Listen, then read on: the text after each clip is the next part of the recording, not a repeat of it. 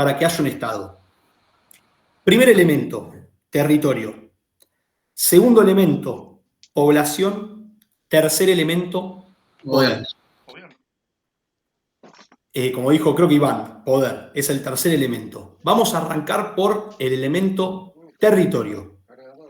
¿Qué quiere decir territorio?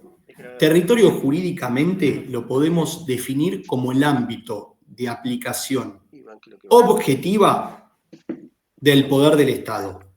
¿Por qué objetivo? Objetiva, porque el territorio no cambia o no suele cambiar. No va cambiando rápidamente. Ahora, ¿cómo se delimita el territorio de un Estado? ¿Qué creen ustedes? ¿Cómo sabemos hasta dónde llega Argentina y no empieza Bolivia? ¿O hasta dónde llega Argentina y no empieza Chile? ¿Cómo se crea eso? A través de la frontera, digamos. ¿La frontera? Claro, la frontera, sí, los límites fronterizos entre un país y otro. Acá me dice Eliseo geográfico. Geográfico sí, pero no. ¿Cómo hacemos para que decir, che, hasta acá llega tu país, acá empieza el mío? Hasta tal montaña es Argentina, el Aconcagua, por ejemplo, es argentino y no es chileno. ¿A través de un pacto con los países limítrofes? Exacto, como dice Leonardo. Las fronteras para determinar el territorio de un país se fijan mediante tratados con países limítrofes. Nosotros sabemos que ciertas montañas, cierta línea es de Chile, cierta línea después del otro lado es Argentina. Lo mismo con el río Uruguay, que divide a Argentina de Uruguay.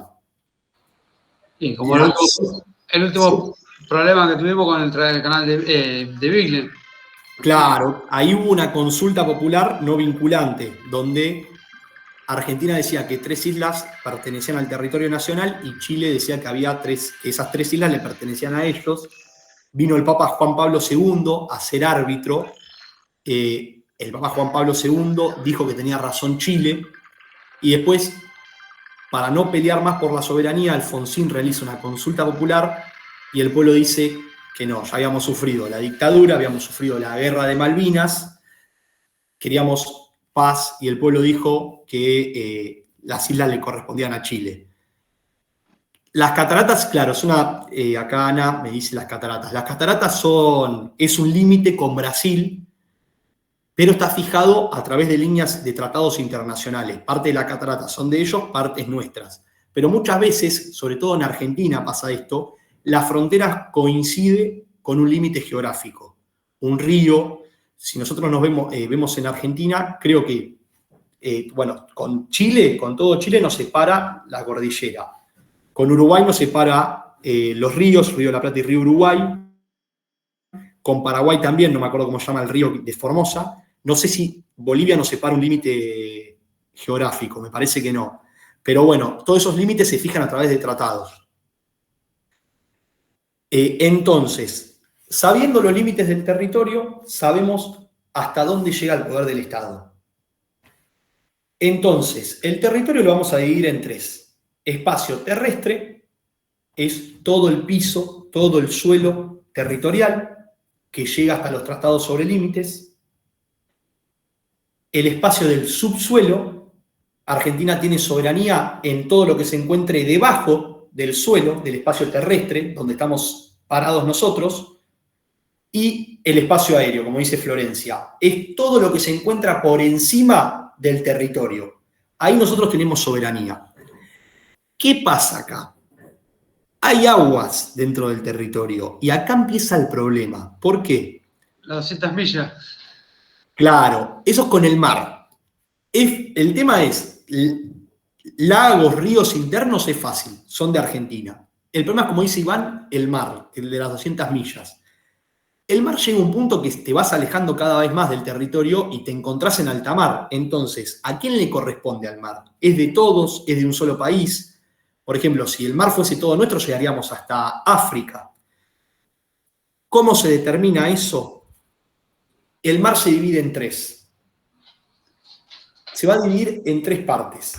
La primera parte siempre se toma la línea de base. ¿Qué es la línea de base? Es el promedio de las altas y bajas mareas. Es cómo va subiendo y bajando el mar. Esa es la línea del base. Pero para no complicarlo, vamos a tomar desde la orilla, desde que empieza el agua, como línea de base. Las primeras 12 millas marítimas es la zona de plena soberanía. ¿Qué quiere decir plena soberanía? Que es como si fuese tierra, como si fuese suelo. Argentina tiene todos los poderes. A medida que te vas alejando de la orilla, de la línea de base, vas perdiendo poderes. Entonces, aparecen línea de base, 12 millas marítimas, primer espacio, plena soberanía. Nos alejamos de las 12 millas marítimas y empezamos a perder poder. ¿Cómo se llama esta zona? Zona contigua, donde Argentina va a tener ciertos poderes. Va a tener poderes de aduanas, va a tener poderes de seguridad e higiene, va a tener poderes de control. ¿Cómo me decías, Iván? De explotación de recursos naturales, mientras que no dañen el ecosistema. Esa es la tercera etapa, pero sí, es como decís vos. Pero bueno, a medida que nos vamos alejando de la orilla, vamos perdiendo poder. Primera etapa, plena soberanía. Es igual que el territorio. Segunda etapa, zona contigua. Ya tenemos pocas facultades. Está la facultad de explotación económica, como dice Iván, pero tenemos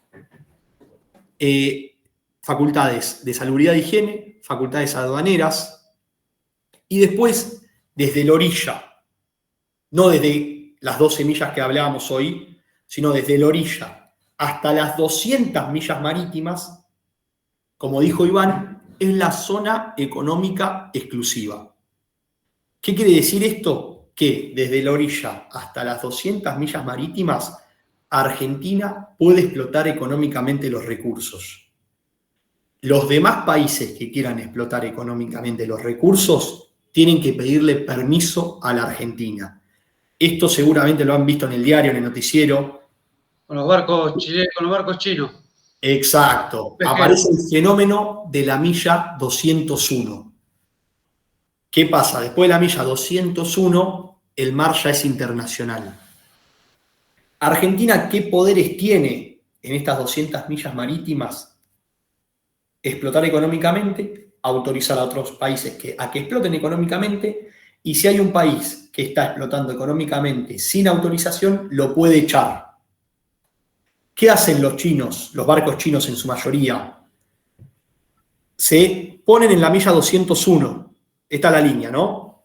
Vamos a ponerla acá. Se ponen en la milla 201. Cuando llega a prefectura, cuando se aleja prefectura, entran al territorio nacional. Explotan, pescan, sacan todo. Cuando se está acercando prefectura, se van de la milla. Se van de la zona económica exclusiva. Entonces prefectura no puede hacer nada. Eso es el fenómeno de la milla 201 que decía Iván. ¿Se entendió el tema del mar? ¿Sí?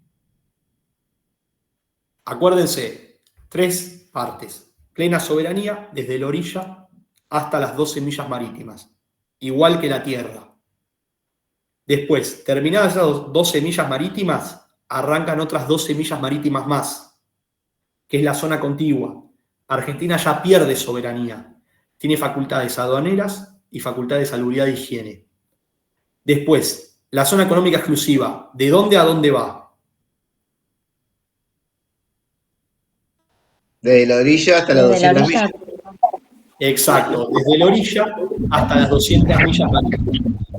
Y Argentina puede explotar económicamente el territorio marítimo de otro país con autorización. ¿Qué pasa?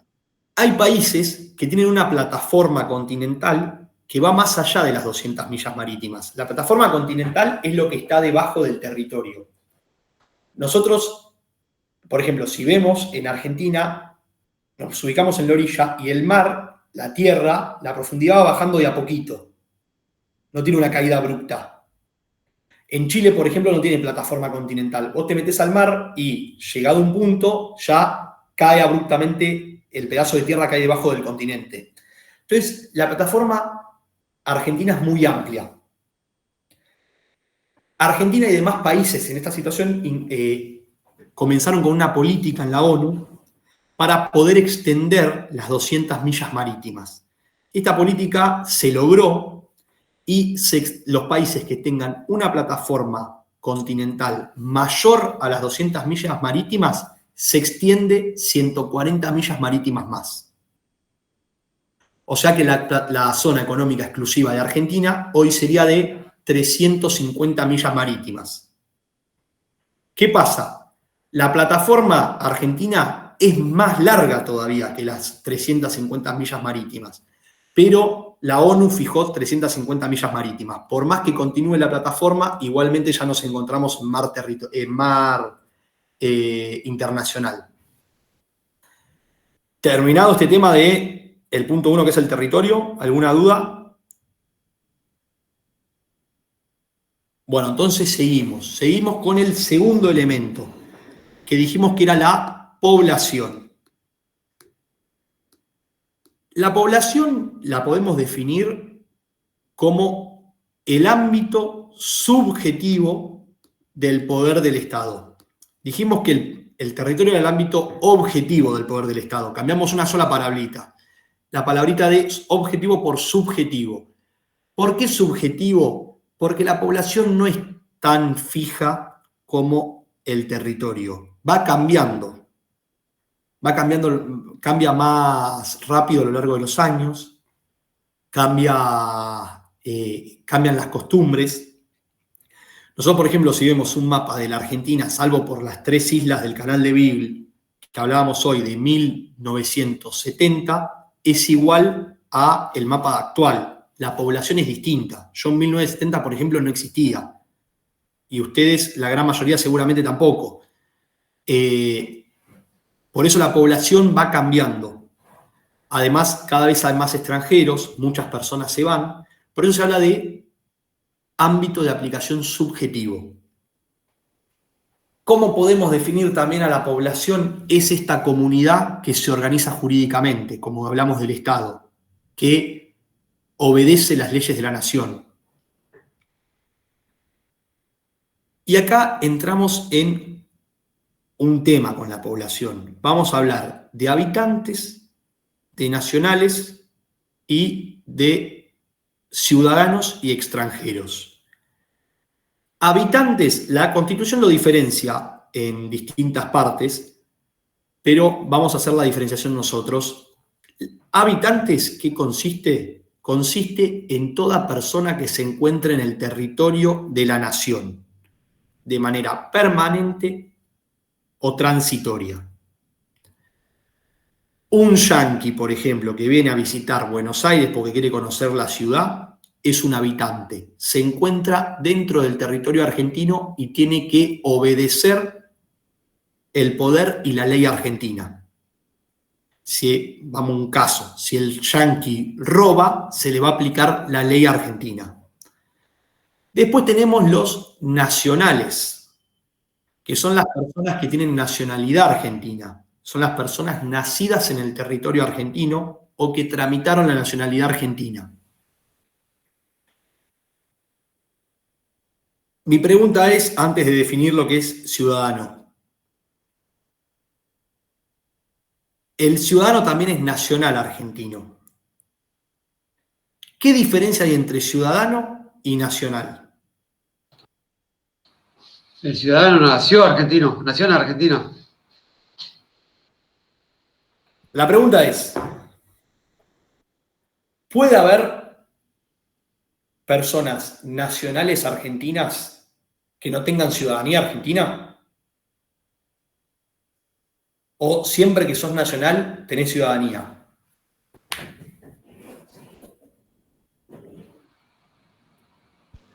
Perdón, para mí, siendo nacional, tenés la ciudadanía. Para Iván, siendo nacional tenés la ciudadanía. Acá Ana me dice, nacieron acá, pero emigraron. Me lo pregunta, no leí como respuesta. El ciudadano es aquel que puede ejercer los derechos políticos. Es el que tiene la facultad del ejercicio de los derechos políticos. Eso es el ciudadano.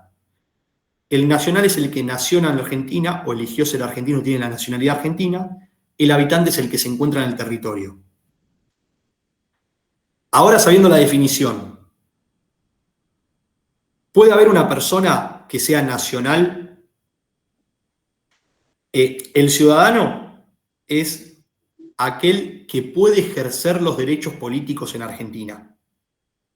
El nacional es aquel que tiene la nacionalidad argentina. La nacionalidad porque nació acá o porque eligió ser argentino, tramitó la nacionalidad.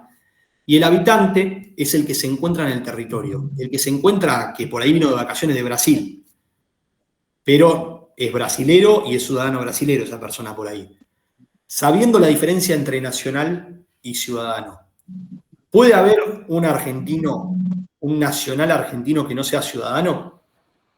Los menores que no pueden votar. Muy bien, Tefi. Te digo Tefi porque tenés así en el... Muy bien. Como dijo ella, la ciudadanía la adquirimos en nuestro país cuando podemos empezar a votar, porque es el primer ejercicio político que podemos ejercer. Es el primer derecho político, perdón, que podemos ejercer. ¿Cuándo podemos empezar a votar nosotros? A los 16. A los 16. A los 16 es optativo, a los 18 ya es obligatorio. Entonces, una persona que tiene 12 años, que nació en el territorio argentino, es nacional argentino, pero no es ciudadano todavía. ¿Por qué? Porque no puede ejercer los derechos políticos. Cuando esa persona llegue a los 16 años, ya va a tener la ciudadanía argentina. Después también se discute si, y acá vamos a un tema que seguramente lo conozcan, ¿qué nace primero? ¿El Estado o la nación?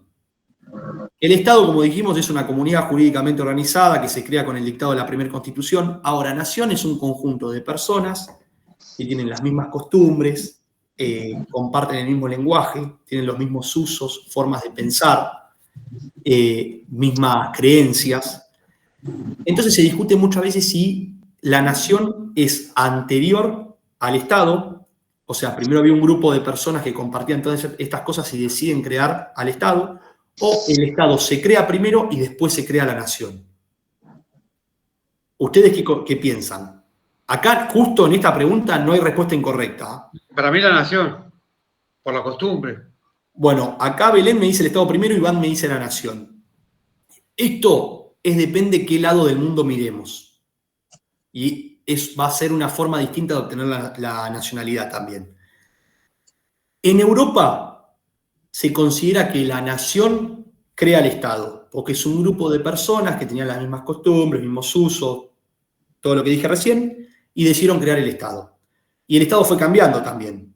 Antes, Italia no era la República Italiana como hoy, se vuelve República Italiana en el siglo XIX. También estaba el Reino de Castilla, que derivó siendo en España. Mientras que en América me refiero a todo el continente, se da un caso particular, que es que el Estado crea la nación. ¿Por qué? Porque cuando se crea el Estado argentino, y vamos al caso argentino, pero es el mismo caso en todos los países, había distintas naciones. Acá había españoles, había criollos, que eran los hijos de españoles, estaban los pueblos originarios, que tenían distintas costumbres a los criollos y a los españoles. A lo largo del territorio también había distintos sentidos de pertenencia. Entonces, cuando el Estado se crea la nación, establece un conjunto de costumbres que se sugieren que sean seguidas, establece un idioma. En Argentina, por ejemplo, en una época con la inmigración italiana, se dice que en Buenos Aires, de 10 personas, 7, entre 6 y 7 solamente hablaban italiano y no sabían hablar bien español. Entonces, en toda América, el Estado es el que crea la nación. ¿Y por qué les cuento esto? Porque va a haber dos formas distintas de adquirir la nacionalidad. Por un lado tenemos el sistema de ius solis. Ius es derecho en latín, ius, ius solis, que la nacionalidad se adquiere como naciendo en el territorio. Es el derecho de tierra. Yo nací en Argentina, soy argentino. Yo nací en Estados Unidos, soy yanqui. Yo nací en Brasil, soy brasilero. Y después tenemos el ius sanguinis. que es el derecho de sangre. Nosotros dijimos que en Europa la nación es anterior al Estado, ¿se acuerdan? Que la nación crea el Estado. Entonces, yo, por ejemplo, puedo tener sangre de una nación europea, porque soy hijo o nieto de italianos, supongamos, o de españoles. Entonces, tengo esa sangre nacional. Entonces, por eso puedo tramitar la nacionalidad. ¿Conocen a alguien que tenga doble nacionalidad? Es muy normal acá en Argentina que uno sea argentino y tenga la nacionalidad española o italiana. Seguramente algunos de ustedes también tengan doble nacionalidad. Eso es porque Europa sigue, la mayoría de los casos sigue el derecho de sangre, el ius sanguinis, y acá seguimos el ius solis. ¿Quedó aclarado este tema? Y después vamos a... Disculpe, ¿el Dios Soli qué sería? Tenés dos sistemas, el ius solis o el derecho de tierra, que vos sos nacional del país cuando nacés en ese territorio.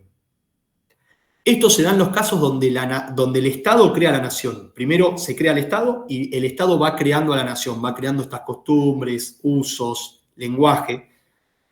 Y después tenés el ius sanguinis, que es el derecho de sangre, donde si vos tenés sangre de una nación, podés obtener la nacionalidad.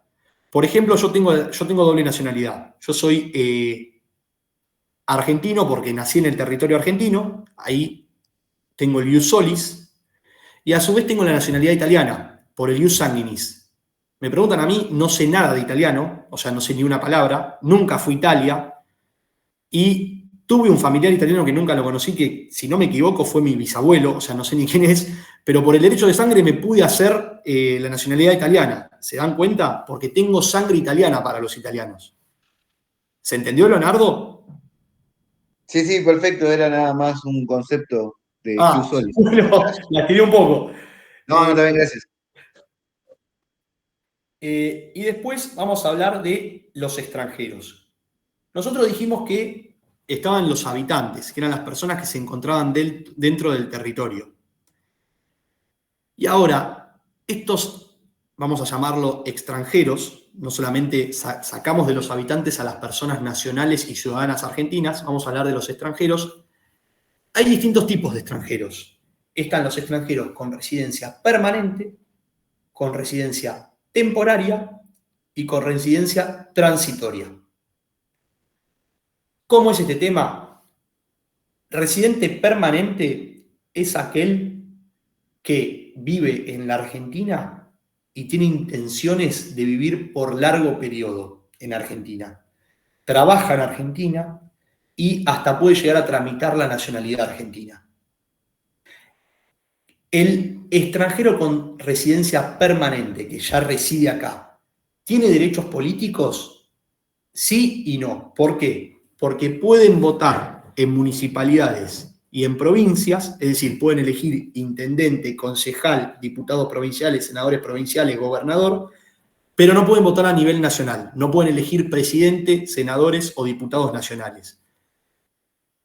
Acá no sé si hay alguien de La Plata.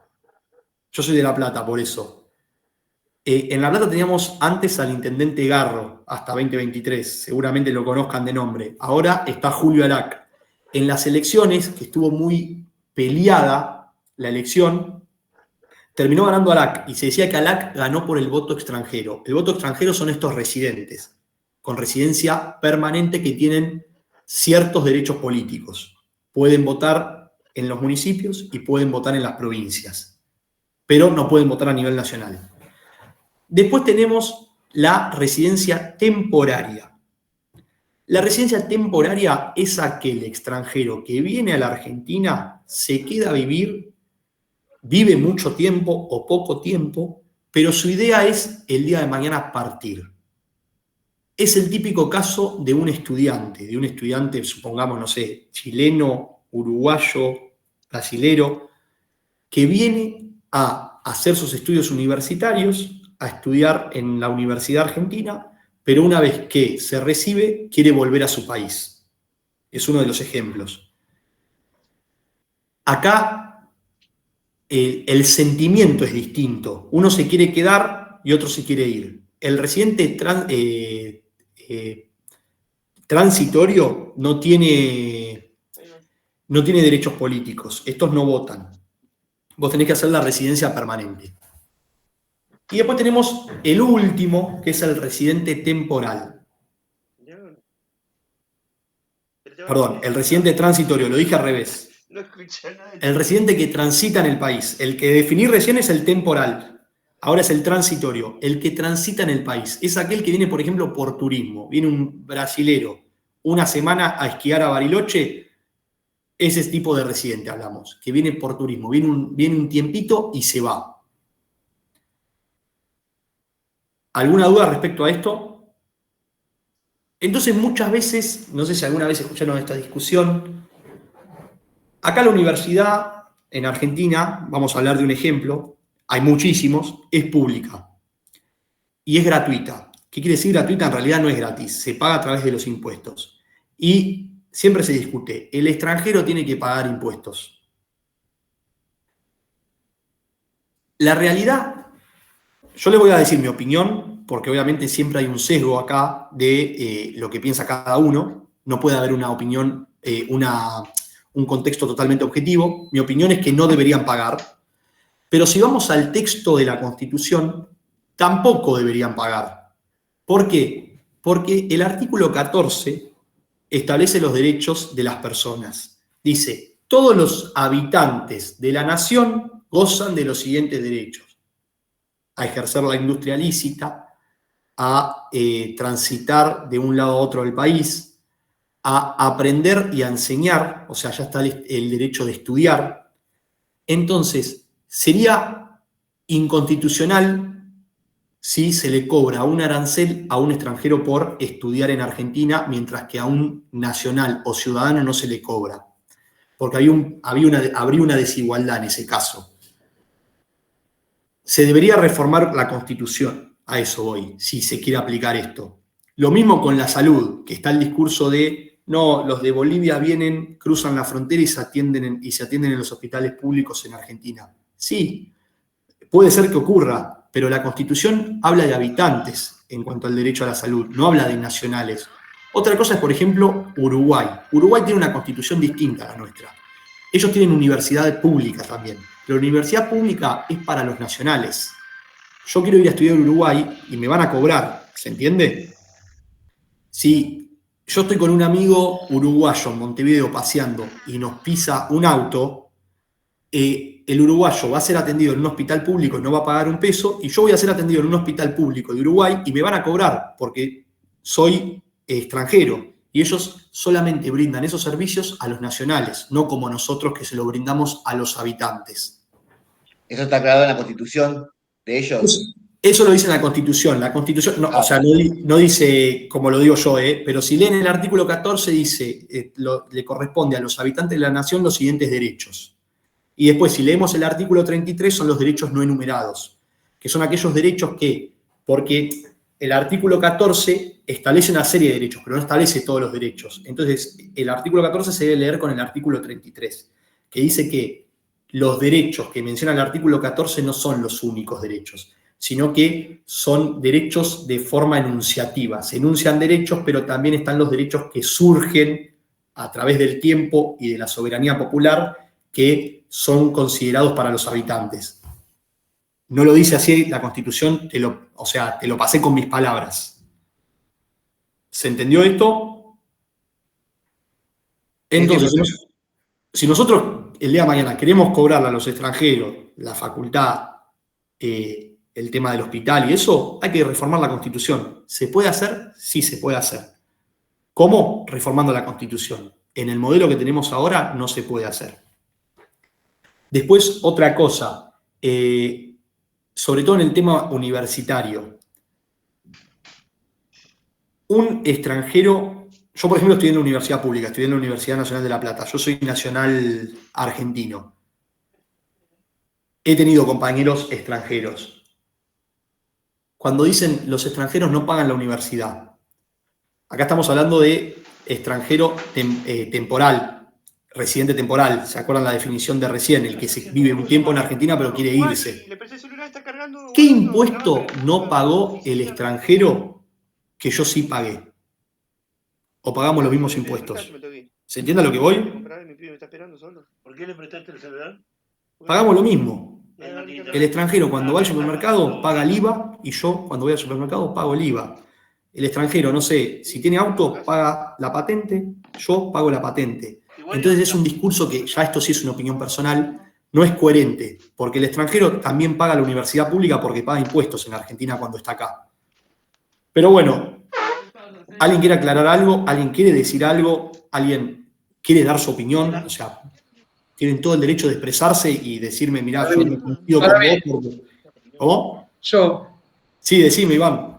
el extranjero no pagó la formación de sus educadores. Pero yo tampoco, Iván. Yo tuve profesores viejos que cuando empecé a pagar impuestos, ellos estudiaron y yo no... ¿Se entiende a lo que voy? Yo ni existía. O era un nene que no pagaba impuestos. Sí, bueno, para mí, yo pienso... No, obvio. Esto es una conversación, ¿no? Sí. Pero sí, vos decís que los extranjeros no pagaron en los estudios de sus educadores. Claro. Entonces, para vos deberíamos ponerle un arancel a los extranjeros. No sé si ponerle un arancel, pero también que presten a la comunidad lo que el Estado le da. Es decir, porque hay muchos extranjeros que vienen, estudian, se reciben y al otro día se van. Bueno, yo en eso coincido con vos. Yo creo que el problema de la Argentina no es que brinda educación gratuita. Eso me parece bárbaro, para que todos podamos estudiar, para que la sociedad sea más igualitaria, para que haya una movilidad social ascendente, es decir, que todos nos superemos, que nosotros superemos a nuestros padres y que nuestros hijos nos superen a nosotros. El problema de la Argentina es que no retiene a los estudiantes, a los recibidos. Pero Argentina no retiene no solamente a los recibidos extranjeros, no retiene a los recibidos nacionales. Yo tengo amigos, por ejemplo, que estudiaron conmigo, que se recibieron de abogados como yo, y que ahora están viviendo en Europa, y que están trabajando o por ahí en empresas, y tengo amigos que están trabajando en restaurantes, ¿entiende? Entonces, yo creo que el problema de la Argentina es que no retiene a las personas, a los estudiantes o a las personas recibidas. Pero eso no es por culpa de la educación gratuita, sino que es culpa de que el país funciona mal. Creo que cobrándole un arancel o negándole la educación a un extranjero no se soluciona el problema. No sé qué opinás vos, Iván. No, acá pueden, Iván o cualquiera, pueden opinar. Eso que está diciendo usted, ¿dice algo al respecto? ¿La Constitución? ¿Hay una ley con respecto a eso? ¿Una ley en relación a retener al estudiante o al recibido, Claro, digamos? claro, No hay ninguna ley. Queda un cierto tiempo dentro del país. No hay nada con respecto a eso. No, yo, por ejemplo, el día que me recibí de abogado, podría tranquilamente irme a vivir a España. Y no tengo que pagar ninguna multa ni nada. O sea, vos te recibís y te podés ir el mismo día que te recibís. Tengo entendido... Me refiero porque usted dijo de que funciona mal. No, funciona mal para mí porque... Respecto que... Funciona mal para mí porque el país funciona mal. Si acá este país funcionase bien, supongamos, no hubiese inseguridad, no hubiese inflación, sería fácil, no habría pobreza, sería fácil comprarse una casa, un auto y demás. Para ustedes, por ejemplo, una persona de Bolivia, de Uruguay, de Chile, que viene a estudiar acá, que pasó 5 años acá estudiando, o 6 o más, ¿no le gustaría quedarse acá? Seguramente sí. ¿Por qué nos vamos los argentinos? Esto es lo que digo yo. ¿Por qué nos vamos los argentinos? Porque Argentina funciona mal. Porque se van muchos argentinos. No todos. Yo me quedé. Todos nosotros nos quedamos. Pero porque... Claro, también... Igual, perdón, profe. Nos quedamos porque capaz que no tenemos... O sea, más allá de que... O sea, a uno le gusta el país, ¿no? Porque es donde uno nació. El que se quedó porque capaz que no tiene la posibilidad de ir o porque ya tiene su vida hecha acá. Porque la realidad es que sí, que económicamente el Estado no está bien hoy en día. Claro, como dice Tefi, yo coincido con vos. Muchos se quedan porque se quieren quedar. Otros se quedan porque se quieren ir, pero no se pueden ir. ¿Se entiende? o sea, no sé si quisiste decir eso, pero lo que falla es la Argentina, no es la educación, a eso voy. Ese es mi pensamiento. Pero no hay ninguna ley que diga que se tiene que retener al estudiante o al graduado. Tengo entendido que en medicina te exigen que si querés ejercer la medicina en la provincia de Buenos Aires tenés que hacer la residencia. Que ahí sí es una forma de devolverle al Estado lo que te dio. Obviamente que con la residencia te pagan, porque si no sería esclavitud, laburar gratis. Pero por ahí la residencia te llevan a un hospital donde faltan médicos, no sé, yo me recibí en La Plata y no hago la residencia en La Plata, la hago en Mar del Plata, ¿se entiende? Eso ya es más, tengo entendido que en medicina sí hay una especie de devolución si querés ejercer como médico, pero si te recibiste y no querés ejercer acá, te podés ir no sé, te podés ir a cualquier país, al que vos quieras. De todas maneras, si se van a otro país para poder ejercer con el título de argentino, tienen que pagar y hacer un montón de trámites aparte. Sí, tienen que hacerlas. Yo voy a hablar de abogado, porque no sé cómo es las otras carreras, pero tienen que hacer las equivalencias. Yo, por ejemplo, si quiero ser abogado en España, debería estudiar 2 años de Derecho Español y hacer la equivalencia para que me otorguen el título también de abogado en España. El Derecho justo es una carrera, abogacía es una carrera bastante nacionalista, y no solamente nacionalista, provincial, digamos, porque si quiero ejercer en Mendoza tengo que estudiar la ley de Mendoza también. Pero yo debería hacer equivalencias. Tengo entendido que en todas las carreras te exigen eso. En algunas más, tiempo de estudio, en otras menos. Pero bueno, no sé qué opinan, si alguien quiere dar una opinión más. Yo, como digo, para mí el problema no es la educación, sino que el problema es que está mal el país, pero bueno, siempre hay esperanza y siempre hay condiciones para mejorar. ¿Qué hace Miguel? Sí, Miguel. Jesús, ahí te veo. Por ahí también hay algunos puntos, o sea, por ahí no es la educación como decís vos, pero viste que ahora, hace un par de años atrás había salido como que los pibes por ahí no podían repetir, que esto, que aquello. Por ahí nosotros, o los que somos contemporáneos, hace 25 años atrás, ponele, o 30, a nosotros nos exigían tanto en la primaria como en la secundaria que tenías que estudiar y tenías que rendir y tenías que aprobar, porque si no repetías. O sea, yo creo que por ahí un poco también eso te facilita por ahí a los educadores. O sea, vos lo estás pasando de año a alguien que por ahí no aprobó los contenidos. ¿Me explico? Por ahí va a llegar el momento de ir a la facultad y por ahí se va a encontrar con otro mundo ese pibe. Pero yo creo que la educación inicial para mí, en los chicos, en los pibes, le digo yo, ¿no? En los niños, en la adolescencia, para mí es fundamental y no, por ahí no creo que está pasando ahora. Uno lo habla ahora como padre, ¿no? Sí, coincido con vos, Jesús. A ver, yo me considero joven, pero la educación universitaria que yo tuve no fue la misma educación universitaria que tuvo mi padre, que estudió con profesores más difíciles, porque a su vez también mi papá tuvo una educación primaria y secundaria mucho más difícil que la mía, y así a medida que te vas para atrás, cada vez las cosas parecieran que están más fáciles. Coincido con vos, y eso puede que vaya deteriorando la educación, y sobre todo la educación primaria y secundaria. Creo yo que la educación universitaria dentro de todo se mantiene bien hoy en día. Si bien va decayendo, decae de manera más lenta.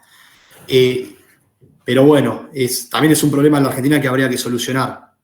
Yo me acuerdo que sí, que cuando yo iba al colegio, si te llevabas 2 materias previas a marzo, yo terminé en el colegio en el 2013, pero me acuerdo que repetías y años después ya no estaba más el tema de repetir. Y bueno, eso para mí también, coincido con vos, Jesús, va deteriorando la educación, porque si vos no aprendiste lo que das en tercero, no vas a entender lo que vas a dar en cuarto. Pero bueno, ¿alguna duda? Se extendió un poco el debate. Yo me refería más que nada al pago de los extranjeros en educación. ¿Alguna duda? ¿Alguien quiere decir algo? Acá hablen con libertad, ¿eh? Y con respecto a eso, al pago de los extranjeros también, Miguel, como ya se habló, ¿no? Obviamente, pero sí, uno lo ve que yo que estoy acá en la ciudad de La Plata y y por ahí me tomo un micro, voy hasta el centro a hacer trámite y demás cuestiones, que ando por la zona de la facultad, o te tomás un micro, no sé, en Plaza San Martín, y se llena de los chicos que van a la facultad, ¿no? Y Claro. vos ves la gran mayoría de extranjeros, colombianos, venezolanos, es impresionante. O sea, todo el mundo viene a estudiar Argentina, brasilero, te digo porque hablan en el idioma de ellos. Y vos decís, no, es impresionante. O sea, están todos acá por las facilidades que tienen, ¿no? Claro.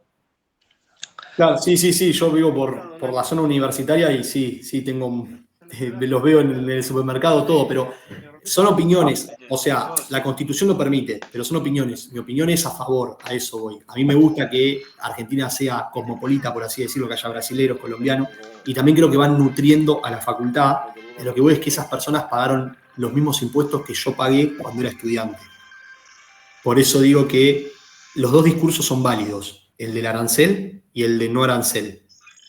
Miguel, Pero hay que cambiar la Constitución si se quiere aplicar un arancel. A eso voy. Una cosa es lo que dice la ley, otra cosa son las opiniones. Las opiniones son válidas, cualquiera. La ley es una sola. Sí, Fernando.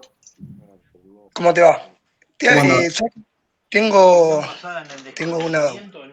por así decirlo, un pensamiento sobre la educación, tanto primaria como secundaria, y creo que es una bajada de línea política de cada provincia. Yo conozco gente de otras provincias y no es como es acá, que hay que sí o sí pasar de grado, sí o sí no se puede repetir, no se puede. Creo que pasa por una cuestión del gobierno provincial. ¿O es mi pensamiento? Sí, eso lo dice la Constitución. La educación primaria y secundaria le corresponde a las provincias, no es nacional. Esto se hizo con Menem. Antes la educación primaria y secundaria era nacional. Después de Menem se provincializó. Hay colegios, por ejemplo, Jesús que dijo que era La Plata, hay colegios que son nacionales, pero en su mayoría son provinciales. Por ejemplo, en La Plata tenemos la Media 12, todos esos colegios son provinciales. El Normal 1, el Normal 2, todo eso depende de la provincia. Después hay 3 colegios en La Plata, voy a hablar que es a la ciudad, que la conozco bien porque vivo acá, tenemos 3 colegios que son nacionales. El Colegio Nacional de La Plata, Bellas Artes, el Colegio de Bellas Artes y el Liceo Nacional. ¿Por qué? Porque esos colegios son de la Universidad Nacional de La Plata. Los demás colegios son provinciales porque dependen de la provincia. La educación primaria y secundaria la garantiza cada provincia. Bien, Nosotros entonces, tenemos un plan de estudio distinto al de Tucumán, por ejemplo. Sí, Fernando. bien. Entonces quiere decir que el gobierno que esté en un momento dado va a bajar la línea, por así decirlo, la línea de la educación. Y sí, pasa y pasó. Siempre pasó, cada 4 años pasa, cada 8 años pasa, siempre pasó. No sé si se acuerdan en la pandemia que hubo un conflicto que llegó a la corte todo, que Cava, Ciudad Autónoma de Buenos Aires, quería abrir los colegios y la provincia de Buenos Aires decía que no, Nación decía que no lo podía abrir. No sé si te acordás, Fernando, de eso, que estaba la Sí, obvio. Mirá, te cuento un caso rápido. Tuve la suerte me relacioné con una persona brasilera y había venido desde allá porque le representaba algo así de $700 mensuales estudiar la carrera de medicina. Y como venía para acá, para la Argentina, el Estado brasilero le pagaba una beca para que estudie acá, se capacite, se reciba y vuelva. O sea, era algo súper raro. No podía estudiar allá porque no podía pagar y el Estado le pagaba para que venga a estudiar acá. Claro. Era súper raro entender la situación. Yo decía, no puede ser que pase eso. Sí, no conocía ese caso, pero bueno, ese caso no sé si está bien el actuar del Estado brasilero, como andá. No. Pero yo digo, o sea, es algo rarísimo, porque, o sea, te venís para acá porque no puedes solventar los gastos de tu estudio allá y el Estado te paga una beca para que vuelvas. Es rarísimo, pero bueno, sucede así, es real. Sí, en eso no estoy a favor, porque hay un aprovechamiento de Brasil, usar los servicios de Argentina, pero te pago para que una vez que tengas los conocimientos los apliques acá. En eso no estoy a favor. Ante eso debería haber una, por así decirlo, una política de la universidad acá argentina. Sí, para mí, yo siempre digo, si mejora el país, para mí la mayoría de los estudiantes, hay algunos que no, porque a algunos les gusta su país de origen, quieren volverse con sus familias, con sus amigos, pero yo creo que muchos se quedarían. no sé, voy a hablar de un caso personal también. Mi tío, por ejemplo, es de Perú, vino a estudiar a La Plata ya es viejo, y se recibió de médico y se quedó en Argentina. Se casó, tiene hijas argentinas, que son mis primas, él ya es argentino, era otro país en su momento. Argentina estaba mucho mejor cuando vino él. ¿Sale arriba? A eso voy. Así hay muchos. Sí, arriba. Pero bueno, No sale para el fondo. ¿alguien quiere decir algo más o seguimos? ¿Le vamos para adelante así terminamos un ratito temprano? Pero sí, Fernando, coincido con vos. Eso es un actuar mal del Estado brasilero para mí, pero no de la Argentina. El que está actuando mal ahí no es Argentina, es Brasil. Bueno, seguimos con el tercer elemento, si no hay consultas o dudas. El tercer elemento es el poder. Tercer y último elemento. El poder, ¿cómo se puede definir? Como la relación de mando y obediencia. Hay unos que mandan y otros que obedecen. Y el poder tiene un elemento accesorio, por así decirlo, que es la legitimidad. Tiene que haber una creencia en ese poder. Si yo, por ejemplo, la creencia de que el que te manda tiene derecho a mandar y yo debo obedecer. Esto, la legitimidad siempre se fue modificando a lo largo del tiempo. Antes, por ejemplo, imagínense, no sé, en la época que los humanos estaban con una piedra y una lanza. Éramos todos chiquitos y venían 5 grandotes, la legitimidad estaba en que eran grandes y el miedo.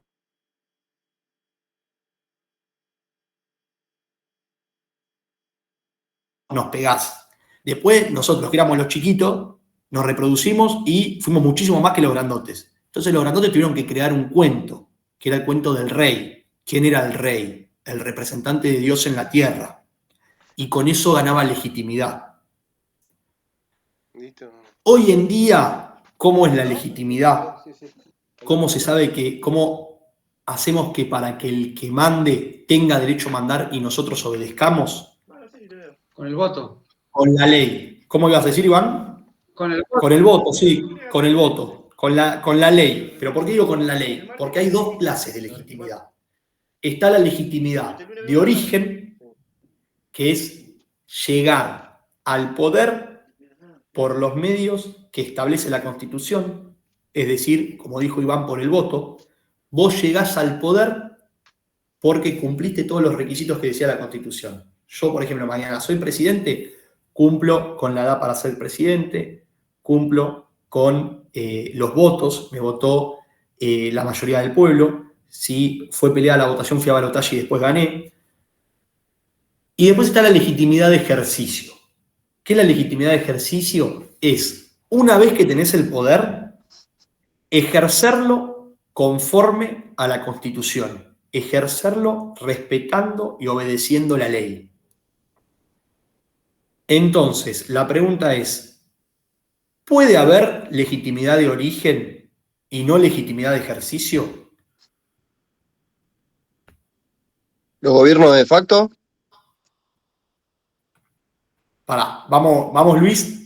Sí, ahí es un ejemplo, pero no es un ejemplo de esto. Yo digo, legitimidad de origen, o sea, llegar al poder de manera legal, por así decirlo, conforme lo que dice la Constitución, pero una vez que ejerces el poder, no lo haces conforme a la ley. ¿Puede existir esto? Cuando hay casos de corrupción, por ejemplo.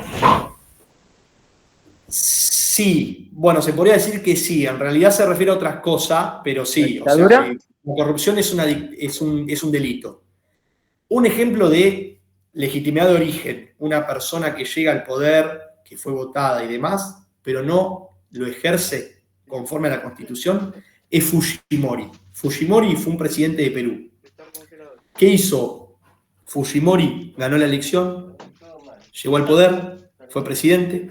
Cuando fue presidente, ¿qué hizo? Cerró el Congreso. Cuando cerrás el Congreso, ¿qué pasa? El sistema republicano, que está dividido en 3, el poder, ya funciona con uno menos. Entonces, vos sos el Poder Ejecutivo, el Congreso lo cerraste y el Poder Judicial lo amenazás todo el tiempo para que falle conforme a lo que vos pienses. Y vas nombrando jueces y demás. Entonces, ¿qué termina pasando? una persona o un solo poder controla todo el Estado, que no es lo ideal. Ahí hubo legitimidad de origen, porque Fujimori llegó al poder, como decía la Constitución, pero no hubo legitimidad de ejercicio, porque no ejerció el poder conforme lo que establece la Constitución de Perú. Se transformó como en una dictadura. Acá Gastón Garritano me dice, sí, Venezuela, me pregunta, Venezuela para mí es una dictadura. Esto ya es medio opinión política, pero yo creo que en Venezuela te dicen que hay una legitimidad de origen. ¿Por qué? Porque hay elecciones y justo gana Maduro, se presenta Maduro y gana con los votos, pero para mí son elecciones fraudulentas, no es una elección real, es toda una pantalla. Por eso no quiero tocar mucho el tema de Venezuela, porque ya también acá hay debates políticos que muchos piensan distinto a lo que pienso yo y no nos vamos a poner de acuerdo, por así decirlo. Pero si vos me preguntás a mí, Venezuela es una dictadura. Algunos te dicen que es una democracia. Que las dos opiniones obviamente están bien y son correctas, son válidas, siempre y cuando se fundamenten y con respeto. Y después, la otra pregunta es, ¿puede haber legitimidad de ejercicio cuando no hay legitimidad de origen? Acá Luis Pirani hoy dijo algo, dijo como determinó un gobierno que le faltaba legitimidad de origen. El gobierno de facto, profe. Claro, la dictadura no tiene legitimidad de origen. Porque ¿cómo llegó la dictadura? Le pusieron una pistola, che, listo, somos presidentes hoy. La fuerza. Claro, por la fuerza. Videla no fue a una elección y lo votaron. Ni siquiera una elección fraudulenta fue. Entonces, la dictadura no tiene legitimidad de origen. Como no tiene legitimidad de origen, tampoco tiene legitimidad de ejercicio, porque anuló la Constitución de entrada. Llegó al poder sin la Constitución. Entonces ya a partir de eso ya no estás cumpliendo con la Constitución, por más que después diga, ay, voy a cumplir con la Constitución. No, ya está. Ya la violaste desde un principio. Entonces, ¿por qué hago todo esto? Porque la legitimidad de origen es presupuesto para la legitimidad de ejercicio. La legitimidad de origen se requiere para que haya legitimidad de ejercicio. No puede haber legitimidad de ejercicio si no hay legitimidad de origen. Puede haber legitimidad de origen, pero que no se cumpla con la legitimidad de ejercicio. ¿Se entendió esto? ¿Sí? ¿Se entendió lo que es el Estado, los tres elementos y demás? Bueno, ahora les voy a hacer una pregunta que ya me imagino la respuesta. Son 7:30. ¿Quieren hacer una introducción de la unidad que viene o quieren dejar acá y nos vemos el jueves que viene, no el otro, y arrancar la otra clase con la segunda unidad? ¿Qué quieren hacer? Lo dejo en sus manos. Arrancamos la otra clase. Bueno, bien, fueron sinceros, porque a veces me dicen, no, queremos seguir y sé que me están mintiendo. Bueno, pongan presente en el chat, que yo me quedo pasando lista, y por favor, los que no me mandaron el mail, mándenmelo. Hola, soy Pirulo, curso con vos en el servicio penitenciario. Así los agrego a la... Consulta, ¿para qué es el mail? Yo mandé mail, pero no sé, nunca hubo contestación. A muchos no voy a responder. Ahora voy a empezar a responder. El mail es... Hay como una interferencia. Te silencio, ahí está. El mail, seguramente el examen sea así. ¿Cómo va a ser? Le voy a mandar, al final del cuatrimestre, cuando vemos todo, la materia, les voy a mandar una serie de preguntas, 5 preguntas a desarrollar, se las voy a mandar por mail. Van a tener, supongamos, 10 horas para hacerlo. La idea es que lo hagan corto y en base a lo que se dio en clase y que me demuestren que aprendieron. No quiero que lo hagan por inteligencia artificial o que copien y peguen lo del libro. Me doy cuenta si lo hacen así. O sea, si lo hacen así no va a estar mal, pero la idea no es esa, porque copiar y pegar lo hace cualquiera. Pero yo les voy a mandar el examen por mail y ustedes me lo van a mandar por mail después. Por eso es. Y obviamente por si tienen alguna duda, si me quieren consultar algo, también les respondo en el mail. Pero más que nada por el momento del parcial. Yo les mando el mail a todos, nos vamos a conectar ese día, les voy a decir, hoy es el día del parcial, que les voy a avisar antes, vamos a acordar la fecha, no es que va a ser sorpresa. Les mando el parcial, ustedes lo hacen, cualquier consulta me dicen por acá, se terminan las 2 horas, si quieren seguir haciéndolo, lo hacen en su casa un ratito más y después me lo reenvían. Y cuando me lo reenvíen me lo van a tener que mandar al mail que yo se lo mandé y me ponen fecha de entrega y demás. Yo les voy a responder recibido, saludos o recibido el parcial. Si yo no les respondo recibidos dentro de un plazo razonable, o sea, un día, mándenme una captura de pantalla de que enviaron el mail dentro de la hora estipulada y me lo vuelven a mandar, como constancia de que ustedes cumplieron, pero que no me llegó o me llegó a no deseados y demás. ¿Entendió, Tefi? Igual más adelante esto lo hablamos, más cuando se acerque el final de cursada.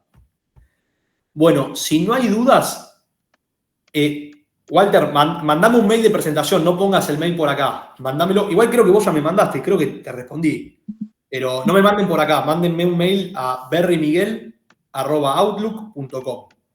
Mándenme, hola, soy Walter Godoy, curso con vos en el servicio penitenciario, y yo los agendo. Si no hay dudas, nos vemos el jueves 1, no, el otro. Disculpe, profe, ¿puede escribir el mail ahí en...? Sí, ahí lo escribo. Ah, joya, gracias. El jueves 8. Sí.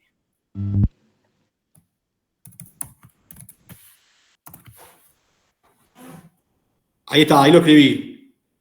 Muchas gracias. Bueno, muchachos y muchachas, si no hay dudas, buen día del...